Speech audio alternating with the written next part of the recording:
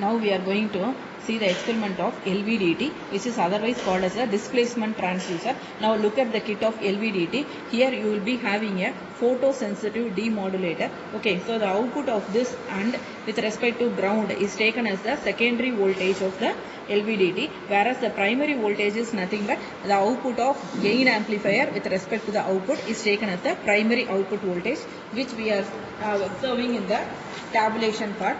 Okay, now you look at the tabulation. So signal conditioning output voltage has primary output and secondary output voltages. So the primary output is between T6 and T7.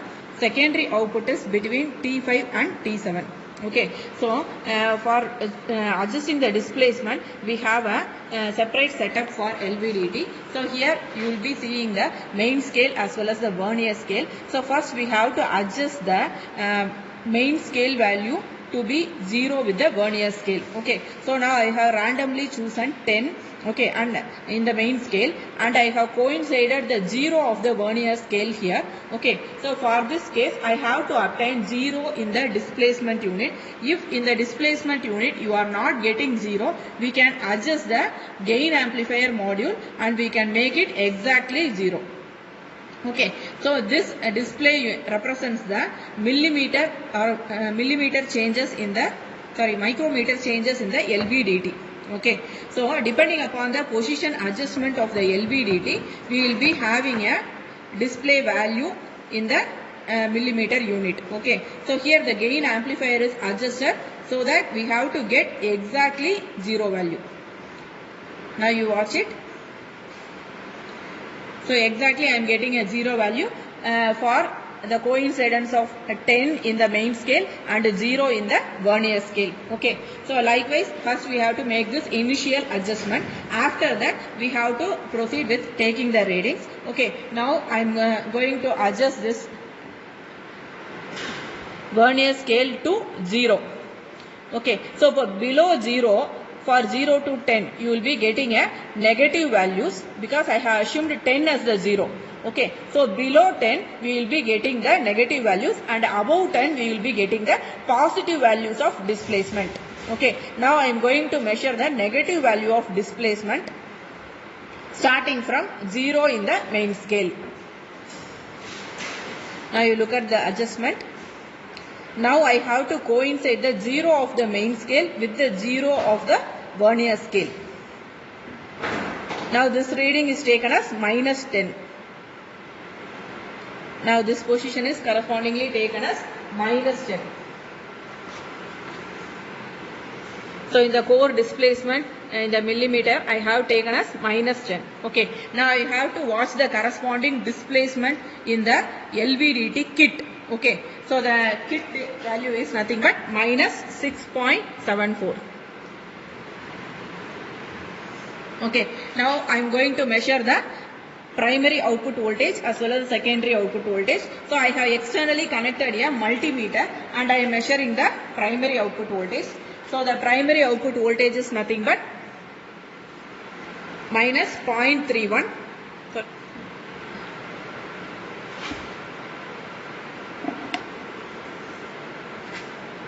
The primary output voltage measured between T6 and T7 is measured as minus 3.32. Okay, whereas the secondary output voltage is not. Likewise, I have to adjust the position of the main scale and the vernier scale. Okay, so now I am adjusting it to 1, which indicates my reading as minus 9.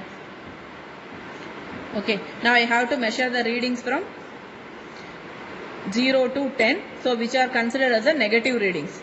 Okay, now here you look at the subdivisions. Okay, so between 0 to 5 we have 4 subdivisions, that indicates, so each subdivision represents 1 unit. Okay, so I have to keep the next position as 1. Okay, by coinciding the main scale reading 1 with 0 in the vernier scale, I have to start the second reading. Okay, now the displacement position is minus 9. If I set 1, it is minus 9. Okay, so I am noting the displacement value in the kit. So it is nothing but minus 6.39. This is the second reading. Okay. Now I have to measure the primary output voltage. Okay. So the primary output voltage is nothing but 3.14. Okay. Whereas the secondary output voltage measured between T5 and T7. T7 is normally grounded. The value is nothing but minus 0.29. Okay. Again, I am adjusting the vernier scale and I am setting the position to 2 in the main scale with 0 coinciding in the vernier scale. So that reading is taken as minus 8. Okay. And I am noting the kit reading also. So the kit reading is minus 5.64. Okay. And I am noting down the primary voltage. Okay. So the primary voltage is nothing but minus 2.77.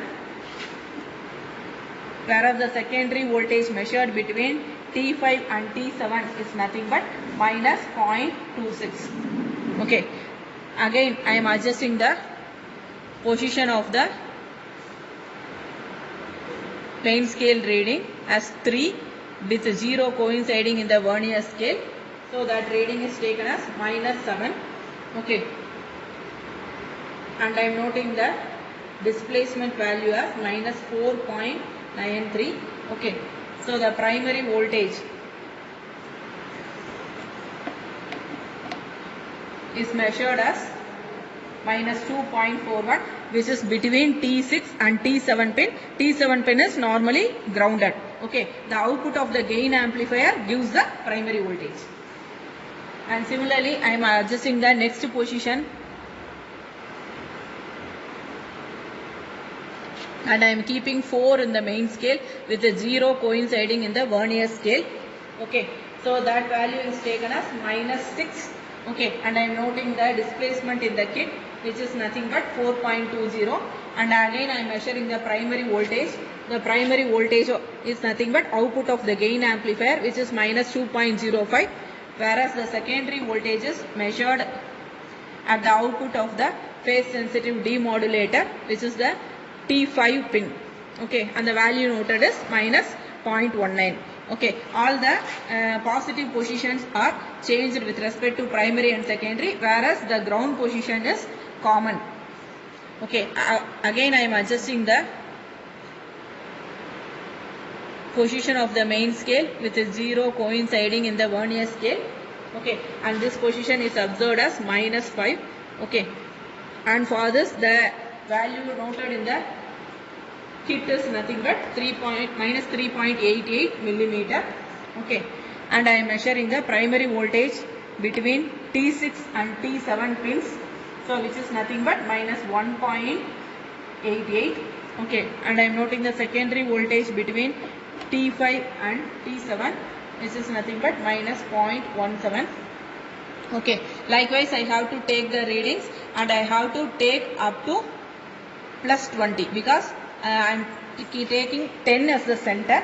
Okay. So below 10 I have to take the readings from 0 to 10, and for positive values I have to take from 10 to 20. Okay. Likewise, I will be taking all the readings and finally I will be presenting the tabulation to you.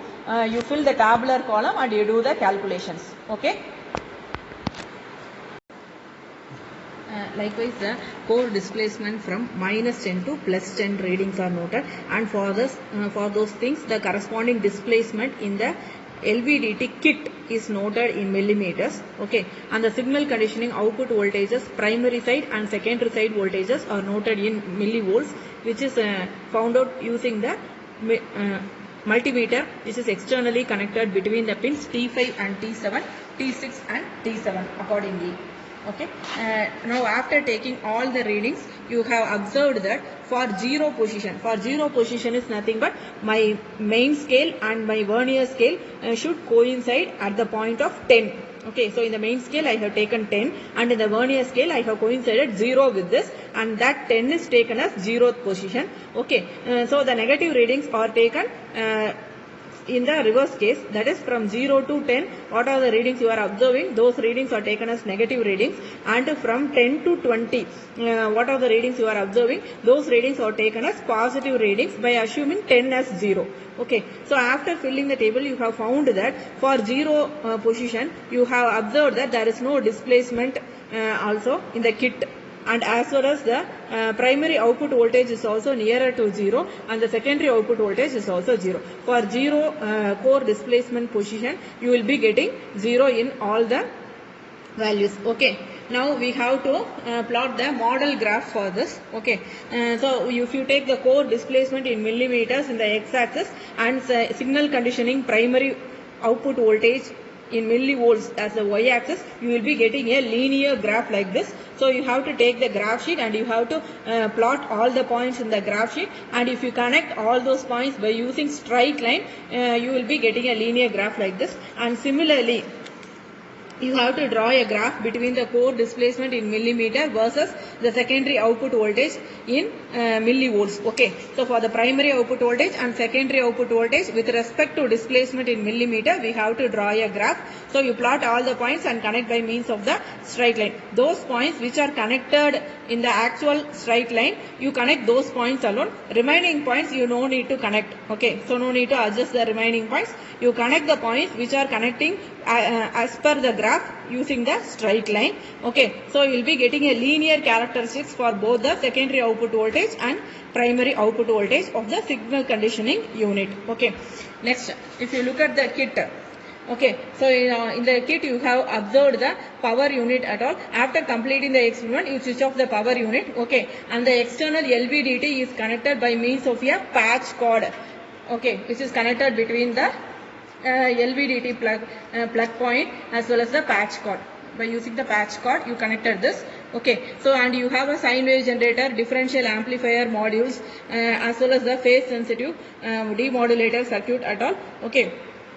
So after connecting the LVDT externally, the waveforms are produced using the sine wave generator, and in the differential amplifier the two inputs are compared and the difference is calculated. Okay, and then it is given to the phase sensitive demodulator. Okay, so the demodulator will extract the original signal. Okay, so the original signal is the secondary output voltage alone is extracted, and if you have some ripple content in this, those are filtered by using this low pass filter. Okay, and we have a gain amplifier unit also. So initially I have told that for setting the 0 value in the main scale and the vernier scale, okay, if you have any displacement present in this millimeter unit, you have to set the value as 0, and for making those 0 value, we are using this gain amplifier adjustment knobs. Okay, and between T6 and T7 we are measuring the primary voltage, and between T5 and T7 we are measuring the secondary voltage. Okay, so likewise you have to take the readings by setting one value as 0, and you have to take the negative readings as well as the positive readings, and if you draw a graph between them, you have to obtain the linear graph. If you obtain the linear graph, then only you have conducted the experiment successfully. Okay.